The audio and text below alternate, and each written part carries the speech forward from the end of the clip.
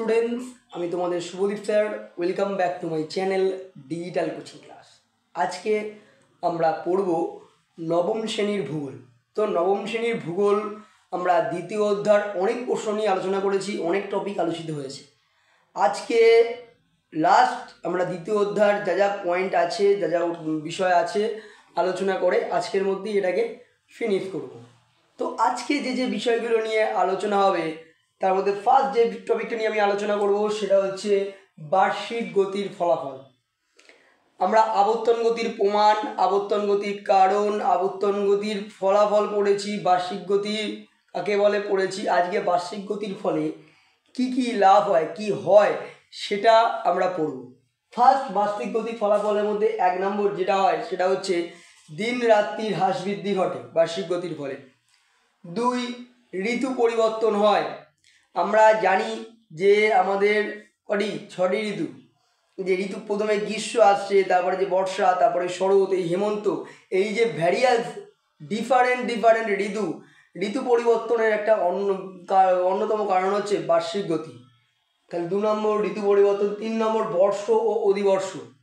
দেখো বার্ষিক গতির ফলেই মেনলি যেরকম বর্ষ আসে, মানে বছর আমরা গণনা করতে পারি, ঠিক তেমনি অধিবর্ষ অর্থাৎ লিপ ইয়ারটাকেও পেয়ে থাকি।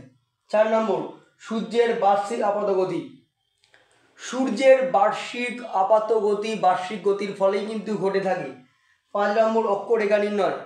আমরা পরের অধ্যায় অর্থাৎ 3 নম্বর অধ্যায় নিরক্ষরেখা, অক্ষরেখা, দাগিমা রেখা, প্রমাণ সময় অনেক কিছু পড়বো 3 নম্বর অধ্যায়।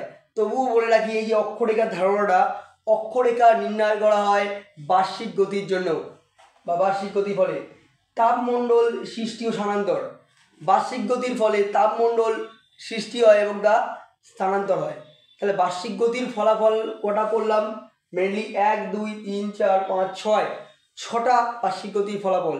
1 দিন রাত্রির হ্রাস বৃদ্ধি, 2 ঋতু পরিবর্তন, 3 বর্ষ ও অধিবর্ষ নির্ণয়, 4 কী হবে তাপমণ্ডল সৃষ্টি ও স্থানান্তর, 5 অক্ষরেখা নির্ণয়, 6 নম্বর সূর্যের বার্ষিক আপাত গতি। বুঝতে পারছি 6টা বার্ষিক গতির ফলে এই 6টা জিনিস ঘটে থাকে। তো বার্ষিক গতি তো গেল। নেক্সট আমরা যেটা 2 নম্বরে আসবো সেটা হচ্ছে যে তোমার এই তো ফার্স্ট যে পয়েন্টটা পড়লাম যে দিন রাত্রির হ্রাস বৃদ্ধি। এবারে এই দিন রাত্রি হ্রাস বৃদ্ধি কী কারণে ঘটে? দিন রাত্রির হ্রাস বৃদ্ধির কারণটা কিন্তু 2 নম্বরে বা 3 নম্বরের মধ্যে ছোটো ছোটো পয়েন্টে আসতে পারে, 2 নম্বরেই বেশি আসে। দিন রাত্রির হ্রাস বৃদ্ধির কারণ, দিন রাত্রির হ্রাস বৃদ্ধি কী কারণে ঘটে থাকে? 1 নম্বর পৃথিবীর অভিগত গোলীয় আকৃতির জন্য। পৃথিবীর অভিগত গোলীয় আকৃতির জন্য কিন্তু এই দিন রাত্রির হ্রাস বৃদ্ধি ঘটে থাকে। 2 নম্বর কি পৃথিবীর উপবৃত্তাকার কক্ষপথ, সম্পূর্ণ ডিমের মতো উপবৃত্তাকার কক্ষপথের জন্য দিন রাত্রির হ্রাস বৃদ্ধি ঘটে। কখনো দিন বড় হয়, কখনো রাত্রি ছোট হয়, আবার কোথাও রাত্রি ছোট হয় দিন বড় হয়, মানে একরকম থাকে না। 3 নম্বর হচ্ছে পৃথিবীর আবর্তন পরিক্রমণ। পৃথিবীর আবর্তন ও পরিক্রমণ গতির জন্য দিন রাত্রির হ্রাস বৃদ্ধি ঘটে। 4 নম্বর পৃথিবীর মেরুরেখা কক্ষতলের সাথে 63.5 ডিগ্রি কোণ করে অবস্থান করে। পৃথিবীর যে মেরুরেখা কক্ষতলের সাথে 63.5 ডিগ্রি কোণ করে অবস্থানের কারণে দিন রাত্রির হ্রাস বৃদ্ধি ঘটছে। 5 নম্বর কী কারণে হ্রাস বৃদ্ধি ঘটে?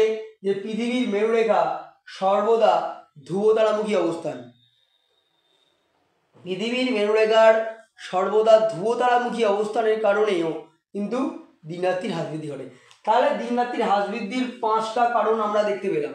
1 অভিগত গোলীয় আকৃতি, 2 উপবৃত্তাকার কক্ষপথ, 3 পৃথিবীর আবর্তন ও পরিক্রমণ গতি, 4 কক্ষতলের সাথে 63 ডিগ্রি কোণ করে অবস্থান, 5 সর্বদা মেরুরেখাটা সর্বদা ধ্রুবতারামুখীর জন্য।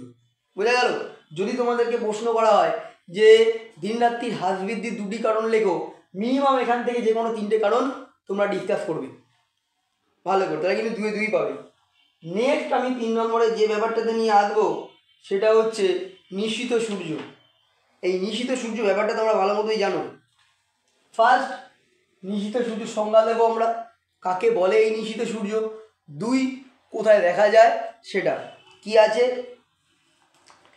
21শে মার্চ থেকে 23শে সেপ্টেম্বর উত্তর গোলার্ধে, 21শে মার্চ থেকে 23শে সেপ্টেম্বর উত্তর গোলার্ধে এবং 23শে সেপ্টেম্বর থেকে আবার 21শে মার্চ দক্ষিণ গোলার্ধের মেরুবৃত্ত সংলগ্ন অঞ্চলে একটানা 6 মাস করে 20 থেকে 22 ঘন্টা, একটানা 6 মাস করে 20 থেকে 22 ঘন্টা দিন থাকে। এই সময় অঞ্চলগুলিতে মানে রাতের দিকেও সূর্যকে দেখা যায়, তাই একে নিশীথ সূর্য বলা হয়। মানে রাতেও সূর্যকে আমরা দেখতে পাচ্ছি। কি বললাম? ফার্স্ট 21শে মার্চ থেকে 23শে সেপ্টেম্বর এবং 23শে সেপ্টেম্বর থেকে 21শে মার্চ, এই 21শে মার্চ থেকে 23শে সেপ্টেম্বর উত্তর গোলার্ধ ও 23শে সেপ্টেম্বর থেকে 21শে মার্চ দক্ষিণ গোলার্ধে একটানা মেরু অঞ্চলে একটানা 6 মাস করে 20 থেকে 22 ঘন্টা সূর্যকে দেখা যায় বা সূর্য বিরাজ করে। এই সময় অনেকটা রাতেও সূর্যকে দেখা যায় বলে একে নিশীথ সূর্য বলা হয়। ইউরোপের নরওয়ের হ্যামারফেস্ট অঞ্চলে, হ্যামারফেস্ট বন্দরে অঞ্চলে প্রাচীনকাল থেকে মধ্যরাতে আকাশে সূর্যের এই অবস্থান সম্পর্কে ধারণা সৃষ্টি হওয়ার জন্য নরওয়ের হ্যামারফেস্ট অঞ্চলকে নিশীথ সূর্যের দেশ বলা হয়। তবে কিন্তু শুধুমাত্র নরওয়ের হ্যামারফেস্ট অঞ্চল এলাকাতেই এই রাতে সূর্যকে দেখা যায় না, আর অনেক জায়গাতে দেখা যায়। সেটা আমরা উদাহরণে বলবো। উদাহরণে কি বলবো? প্রকৃতপক্ষে সুমেরুবৃত্ত অঞ্চলে, যেমন Canada, Greenland, Norway, Sweden, Finland, Russia এবং কুমেরুবৃত্ত অঞ্চল আন্টার্কটিকাতেও এই নিশীথ সূর্যকে দেখা যায়। আমি জাস্ট আরেকবার ব্যাপারটাকে ক্লিয়ার করে দিই। প্রথমে সংজ্ঞা এটা বলবে যে 21শে মার্চ থেকে 23শে সেপ্টেম্বর উত্তর গোলার্ধ ও 23শে সেপ্টেম্বর থেকে 21শে মার্চ দক্ষিণ গোলার্ধে মেরুবৃত্ত সংলগ্ন অঞ্চলে টানা 6 মাস করে 20 থেকে 22 ঘন্টা সূর্যকে দেখা যায়। রাতের বেলাও সূর্যকে দেখা যায় বলে একে নিশীথ সূর্য বলা হয়। নরওয়ের হ্যামারফেস্ট অঞ্চল সংলগ্ন এলাকায় অতি প্রাচীনকাল থেকে রাতেও সূর্য দেখার ব্যাপারটা, ধারণাটা প্রথম উদ্ভব হয়। তাই নরওয়ের হ্যামারফেস্ট অঞ্চলটিকে নিশীথ সূর্যের দেশ বলা হয়। এবার উদাহরণ কি দেবে? সুমেরুবৃত্ত এলাকা যেমন Canada, Sweden, Russia, Finland, Greenland ইত্যাদি অঞ্চলে এবং কুমেরুবৃত্ত এলাকায় যেমন আন্টার্কটিকাতে এই নিশীথ সূর্য দেখা যায়। নেক্সট আমরা 3 নম্বর বললাম, এবারে 4 নম্বর বলবো। 4 নম্বরে খুব সিম্পল একটা প্রশ্ন, সেটা হচ্ছে মহাবিষুব ও জলবিষুবের মধ্যে পার্থক্যটা কি? তার আগে আমাদেরকে জানতে হবে কোনটাকে মহাবিষুব বলে, কোনটাকে জলবিষুব বলে। এই পার্থক্যের মধ্যেই আমরা পুরো ব্যাপারটাকে জেনে নেব। চলো শুরু করি। মহাবিষুব এবং জলবিষুব পার্থক্যটা মেনলি 2 নম্বরে আসতে পারে। তবে এই পার্থক্যটা করতে গেলে তোমাদেরকে যেটা করতে হবে, প্রথমে কিন্তু এখন তোমরা 9-এ উঠেছো, মাথায় রাখবে সবসময়। তাই দুটো দাগ টেনে পার্থক্য লিখে দিলাম হবে না। পার্থক্যের একটা বিষয় লাগে, সেই বিষয়টা তোমাকে কিন্তু কভার করতে হবে, এটা মাথায় রেখো সবসময়। তাই 3টে সবসময় রো করবে। কীরকম রো? এই যে পার্থক্যের বিষয়, মহাবিষুব মানে কোন বিষুব ও জলবিষুব, 3টে। ফার্স্ট পার্থক্যের বিষয় হচ্ছে সংজ্ঞা। সংজ্ঞা মানে কি? মহাবিষুব কাকে বলে সেটা তুমি দেবে এবং জলবিষুব কাকে বলে সেটা তুমি দেবে। 21শে মার্চ উত্তর গোলার্ধে বসন্ত ঋতু বিরাজ করে। 21শে মার্চ উত্তর গোলার্ধে বসন্ত ঋতু বিরাজ করে, তাই এই দিনটিকে বলা হয় মহাবিষুব। আবার 23শে সেপ্টেম্বর উত্তর গোলার্ধে শরৎ ঋতু বিরাজ করে। 23শে সেপ্টেম্বর উত্তর গোলার্ধে শরৎ ঋতু বিরাজ করে, তাই একে বলা হয় জলবিষুব। হয়ে গেল। নেক্সট ওর বিরাজমান ঋতু।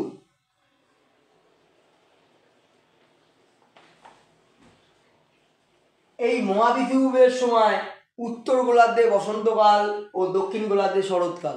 কি বললাম? মহাবিষুবের সময় উত্তর গোলার্ধে বসন্তকাল ও দক্ষিণ গোলার্ধে শরৎকাল। আর জলবিদ্যুতের সময় ঠিক উল্টোটা, উত্তর গোলার্ধে শরৎকাল, দক্ষিণ গোলার্ধে বসন্তকাল বিরাজ করে। তাহলে 2 নম্বর পয়েন্ট কি বলেছিলাম, বিরাজমান ঋতু। 3 নম্বর পয়েন্ট আমরা কি বলবো, লম্ব রশ্মি। 21শে মার্চের পর উত্তর গোলার্ধে, 21শে মার্চের পর উত্তর গোলার্ধে সূর্যের লম্ব রশ্মি পেতে শুরু করে। উত্তর গোলার্ধে সূর্যের লম্ব রশ্মি মানে একেবারে স্ট্রেট পড়বে সূর্যটা, লম্ব রশ্মি পেতে শুরু করে।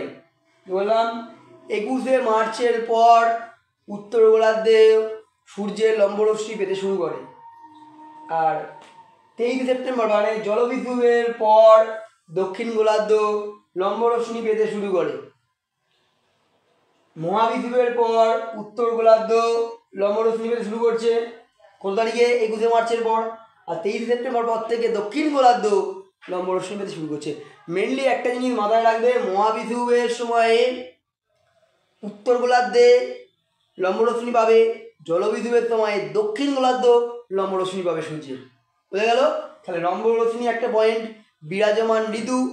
প্রথমে এখানে কি বলছে, উত্তর গোলার্ধে বসন্তকাল ও দক্ষিণ গোলার্ধে শরৎকাল, জলবিদ্যুৎ উল্টে যাবে, উত্তর গোলার্ধে শরৎকাল আর দক্ষিণ গোলার্ধে বসন্তকাল। সংজ্ঞাটা বলে দিয়েছি, 3টে পয়েন্ট এনাফ। এই 2 নম্বরের প্রশ্নে 3টে করে পয়েন্ট দেবে, তাহলেই তোমরা নাম্বার পেতে পারো। আমরা আরেকটা আসবো, সেটা হচ্ছে 5 নম্বর প্রশ্ন, কর্কট সংক্রান্তি ও মকর সংক্রান্তির মধ্যে পার্থক্য কি? কর্কট সংক্রান্তি ও মকর সংক্রান্তি ব্যাপারটা কি, তার পার্থক্যটাই বা কি? ফার্স্ট, এই পার্থক্য লিখতে গেলে আমি একটু আগেই তোমাদেরকে বললাম, কি বললাম না, 3টে করে রো করতে হয়, 3টে করে ক্ষোভ করতে হবে। 1 পার্থক্যের বিধয়, 2 কর্কট সংক্রান্তি এবং মকর সংক্রান্তি। এবার আমরা ফার্স্ট যেটা লিখবো হচ্ছে তারিখ। কর্কট সংক্রান্তি কোন তারিখে হয়? 21শে জুন কর্কট সংক্রান্তি হয়। আর 22শে ডিসেম্বর মকর সংক্রান্তি ঘটে। ফার্স্ট পয়েন্ট তারিখ। সেকেন্ড, লম্ব রশ্মি। এই দিন অর্থাৎ 21শে জুন সূর্য কর্কটক্রান্তি রেখাতে লম্ব কিরণ দেয়, লম্বভাবে কিরণ দেয়। 21শে জুন সূর্য কর্কটক্রান্তি রেখাতে লম্বভাবে কিরণ দেয়। অপরদিকে 22শে সেপ্টেম্বর সূর্য মকরক্রান্তি রেখাতে লম্বভাবে কিরণ দেয়। মানে 21শে জুন কর্কটক্রান্তি লম্বভাবে কিরণ দিচ্ছে, আর 22শে ডিসেম্বর মকরক্রান্তি রেখাতে সূর্য লম্বভাবে কিরণ দিচ্ছে। 2 নম্বর পয়েন্ট। 3 নম্বর, দিন রাত। 21শে জুন অর্থাৎ কর্কট সংক্রান্তিতে উত্তর গোলার্ধের দীর্ঘতম দিন ও রাত ছোট হয়, মানে দিন বড় হয় ও রাত ছোট হয়। 21শে জুন কর্কট সংক্রান্তির দিনে উত্তর গোলার্ধে দিন বড় হয় ও রাত্রিটা ছোট হয়, বুঝতে হবে। আর 22শে ডিসেম্বর মকর সংক্রান্তিতে উত্তর গোলার্ধে দিন ছোট হয় ও রাত্রির বড় হয়। কর্কট সংক্রান্তির বেলায় দিন বড় রাত্রির ছোট, মকর সংক্রান্তির বেলায় উল্টোটা, দিন ছোট রাত বড়। 3 নম্বর হয়ে গেল। 4 নম্বর, সূর্য। কর্কট সংক্রান্তি সূর্যের উত্তরায়ণের শেষ দিন। কর্কট সংক্রান্তি সূর্যের উত্তরায়ণের শেষ দিন। আর মকর সংক্রান্তি সূর্যের দক্ষিণায়নের শেষ দিন। 4টে মেন জিনিস, প্রথমে তারিখ, তারপরে লম্ব রশ্মি, তারপরে হচ্ছে দিন রাত, তারপরে হচ্ছে সূর্য। এবং লম্ব রশ্মি ব্যাপারটা তোমায় বলেছি যে এই দিনকে সূর্য কর্কট সংক্রান্তি লম্বভাবে কিরণ দেবে, আর এই দিনটিতে অর্থাৎ 22শে ডিসেম্বরে সূর্য মকর সংক্রান্তিতে এটা লম্বভাবে কিরণ দেবে। তারপর দিন রাত তোমায় বলেছি, কর্কট সংক্রান্তি বেলায় দিন বড় হয় আর রাত ছোট হয়, মকর সংক্রান্তি বেলায় রাত বড় হয় দিন ছোট হয়, মনে রাখতে হবে। সূর্য, এটি সূর্যের উত্তরায়ণের শেষ দিন, আর মকর সংক্রান্তিতে সূর্যের দক্ষিণায়নের শেষ দিন। আশা করছি আমি 4টে পয়েন্টে গেলে বোঝাতে পারলাম। এবারে নেক্সট আমি 6 নম্বর যে পড়াটায় যাব সেটা হচ্ছে মেরু প্রভাব বা অরোরা। মেরু প্রভাব ব্যাপারটা কি, সেটা প্রথমে সংজ্ঞা, অর্থাৎ কাকে বলে ব্যাপারটা জানতে হবে। কি কাকে বলে এটা? পৃথিবীর 2 মেরু অঞ্চলে যখন একটানা ছমাস করে রাত্রির বিরাজ করে, সে সময় মাঝে মাঝে উজ্জ্বল নানা বর্ণের আলোর ছটা দেখা যায়। সে সময় মাঝে মাঝে রাতের আকাশে উজ্জ্বল বর্ণের আলোর ছটা দেখা যায়, একে বলা হয় মেরুজ্যোতি বা অরোরা। যখন উত্তর ও দক্ষিণ মেরুতে পৃথিবীর দুই মেরু অঞ্চলে যখন একটানা 6 মাস রাত্রির বিরাজ করে, বলেছিলাম উত্তর মেরুতেও 6 মাস রাত্রি হয়, দিন হয়, আবার দক্ষিণ মেরুতে 6 মাস রাত্রি 6 মাস দিন হয়। তাই আমি বললাম পৃথিবীর দুই মেরু অঞ্চলে যখন একটানা 6 মাস রাত্রির বিরাজ করে, তখন রাতের আকাশে মাঝে মাঝেই নানা রঙের আলোর ছটা দেখা যায় বা আলোর জ্যোতি দেখা যায়। এই জ্যোতিগুলোকেই বলা হয় মেরুর জ্যোতি। এবার উদাহরণ মানে কোথায় কোথায় দেখতে পাওয়া যায়, Canada, Greenland, Iceland, Norway, Antarctica মহাদেশে এইগুলোকে দেখতে পাওয়া যায়। নেক্সট হচ্ছে সুমেরু ও কুমেরু প্রভাব। ব্যাপারটা যদি মেরুর জ্যোতিটা বুঝে থাকো তাহলে সুমেরু আর কুমেরু প্রভাবটা ব্যাপারটা বুঝে থাকবে। যখন 23শে সেপ্টেম্বর থেকে 21শে মার্চ পর্যন্ত, 23শে সেপ্টেম্বর থেকে 21শে মার্চ পর্যন্ত সুমেরুতে একটানা 6 মাস রাত চলে। 23শে সেপ্টেম্বর থেকে 21শে মার্চ পর্যন্ত সুমেরুতে যখন একটানা 6 মাস রাত্রি থাকে, তখন রাতের আকাশে যে মাঝে মাঝে আলোর উজ্জ্বল আলোর ছটা দেখা যাচ্ছে তাকে বলা হয় সুমেরু প্রভা। এবং 21শে মার্চ থেকে 23শে সেপ্টেম্বর পর্যন্ত যখন কুমেরুতে একটানা 6 মাস রাত্রি চলে, সেই সময়ও রাতের আকাশে যে উজ্জ্বল আলোর ছটা দেখা যায় বা আলোর যদি দেখা যায় তাকে বলা হয় কুমেরু প্রভা।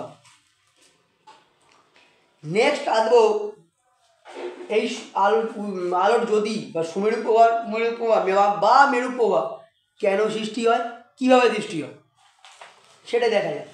কি বলছে বই, কি বলছে আমরা কি জানি না, উচ্চ বায়ুমণ্ডলে আয়নোস্ফিয়ার স্তরে, উচ্চ বায়ুমণ্ডলের আয়নোস্ফিয়ার স্তরে অক্সিজেন নাইট্রোজেন গ্যাসের সঙ্গে সূর্য রশ্মি থেকে আগত অতিবেগুনি রশ্মি ও বস্তুর মধ্যে সংঘর্ষ ঘটে।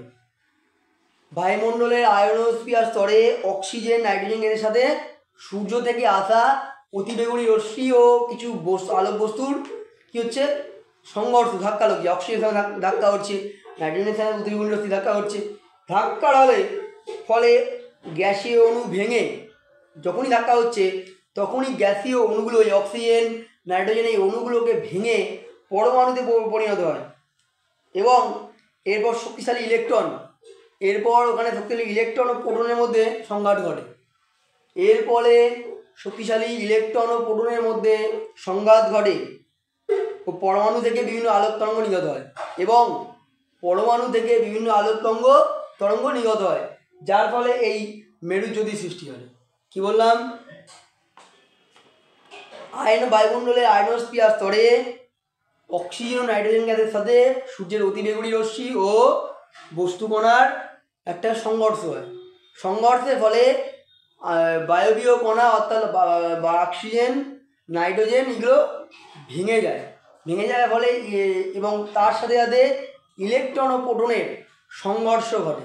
সংঘর্ষের ফলে কি হচ্ছে না, পরমাণু থেকে বিশেষ ধরনের কিছু আলোক তরঙ্গ নির্গত হয়, যার ফলে এই মেরুজ্যোতির সৃষ্টি।